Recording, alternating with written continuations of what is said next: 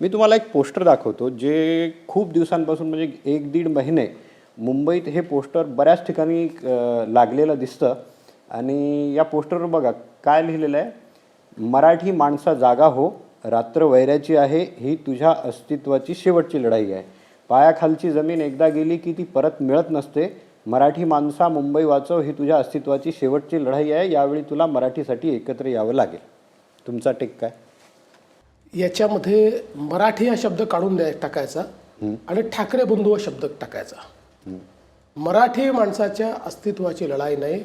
मराठी माणसाचं अस्तित्व औरंगजेब संपवू शकला नाही तर कोण संपवू शकणार आहे? कोणीच संपवू शकत नाही आणि कोणाचा प्रयत्नही नाही आहे. बघा, हा मराठी माणूस अख्ख्या देशावर राज्य करणारा, अटकेपार झेंडे लावणार आहे. त्यामुळे या निवडणुकीमध्ये मुळामध्ये ठाकरे बंधूंना असं वाटतंय की या निवडणुकीत त्यांचं अस्तित्व पणाला लागलेलं आहे. या निवडणुकीतला पराभव आधीच खाली जात असलेल्या त्यांच्या पक्षांना त्या ठिकाणी एक त्यांची जमीन संपून जाईल, त्या पक्षांची जमीन राहणार नाही ही त्यांना भीती आहे. आणि म्हणून हे सगळं मराठी माणसाच्या जीवावर चाललं आहे. माझा एकच सवाल आहे, 25 वर्ष तुम्ही राज्य केलं तेव्हा हा मराठी माणूस कुठे होता? तेव्हा त्याला का वाचवलं नाही?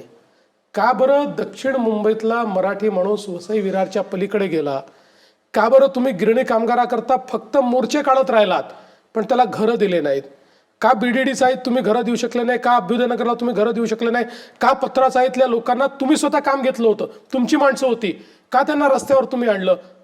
का तुम्ही विशाल सह्याद्रीमधल्या माथाडी कामगारांना घरं देऊ शकले नाहीत? हा सवाल आहे.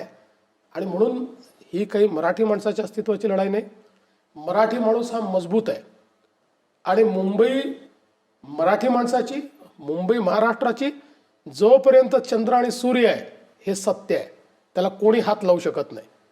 आणि म्हणून मला असं वाटतं की हे जे काही पोस्टर्स आहेत ते स्वतःचं अस्तित्व वाचवण्याचे पोस्टर्स आहेत.